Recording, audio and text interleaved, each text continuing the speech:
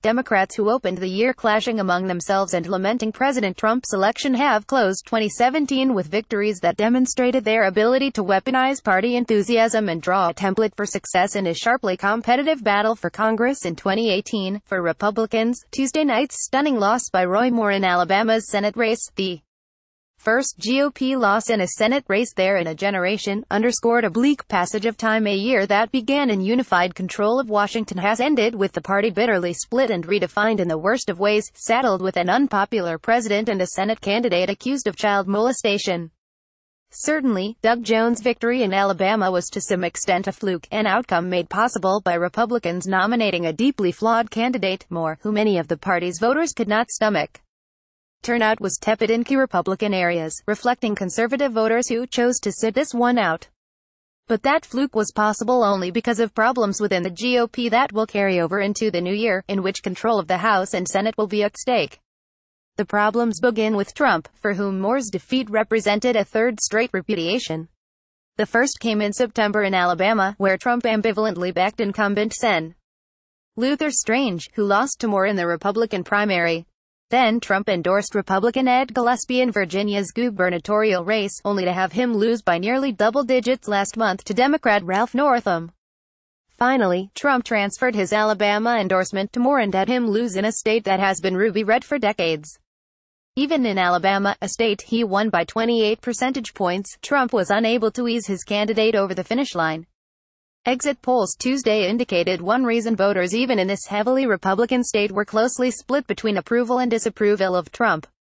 That's an ominous sign for Republicans heading into the midterm election. The key races next year will take place in states that are far less favorable to Trump than Alabama. Related to Trump's broad unpopularity is the fact that his party is fractured. Those divisions began with the primary battle, which the president's former chief strategist, Stephen K. Bannon, who strongly backed Moore, helped turn into a referendum on the party's Senate leader, Sen.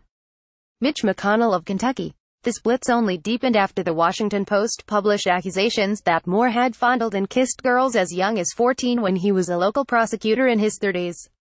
The Republican National Committee and the party's Senate Campaign Committee pulled its backing from Moore after the Post story.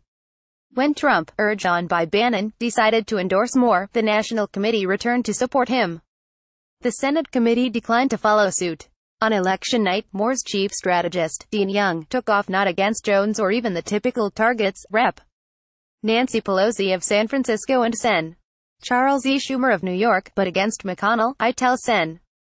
McConnell this: the people of Alabama are having an election tonight, and he should not overturn the people of Alabama. Young said, anticipating that a victory by Moore might be followed by a Senate Ethics Committee investigation. On Tuesday night, it was clear that the bitter feelings among Republicans are likely to carry over to 2018 and beyond. The polls have been closed for 90 minutes. GOP could actually lose Senate seat. In Alabama, Alex Conant, a former spokesman for Republican Sen. Marco Rubio of Florida, tweeted Tuesday night, "No matter what happens next, hard to overstate what a huge political disaster this is for Moore apologists like Trump, let alone Moore champions like Bannon." Moreover, in Alabama, and earlier in Virginia, Republicans found that arguments they have counted on to dispatch Democrats, that they are soft on crime, the military, immigration, guns, and religion, no longer guarantee success. Democrats have suffered from their own internal divisions, but in Virginia and Alabama, they benefited from an unrelenting tsunami of volunteers and money that have flowed from opposition to Trump. Indeed, outside groups have gotten more organized over time, a particular benefit in Alabama, where the party apparatus is weak. As happened in Virginia last month, the Republican in Alabama fared more poorly than normal in suburban areas with large numbers of college-educated voters, a trend that could imperil a couple of dozen Republican House members next year. And black voters turned out in large numbers, a heartening sign for Democrats worried about motivating that central part of their party's base. Those factors suggest a path for Democrats in the Republican-held House districts they will need to flip in order to take control next year, and perhaps even to contest the GOP's now narrower hold on the Senate, rounding the corner into a midterm year. I think the energy in Alabama underscores the importance of running competitive Democrats everywhere, with well-resourced campaigns, said Emma Brown, a campaign manager who ran a successful 2017 Virginia House of Delegates race by a first-time candidate against a seemingly strong Republican incumbent. Brown is now managing a campaign by Democrat Lindsey Davis Stover against Republican Rep.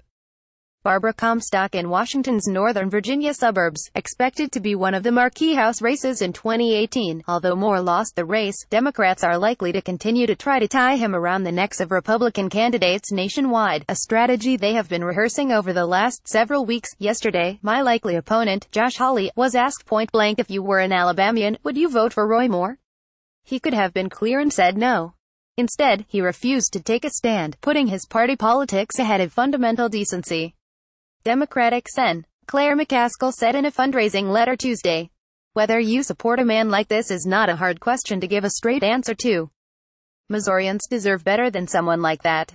The territory is familiar for McCaskill. She won her Senate seat in 2012 by defeating Todd Akin, a Republican who created a huge backlash when he said that abortion rights were unnecessary for rape victims.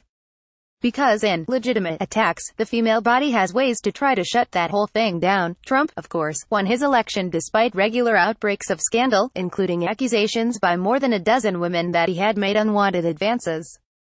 But the very different treatment of Moore, in a very Republican state, was yet another sign that the nation's political environment has changed.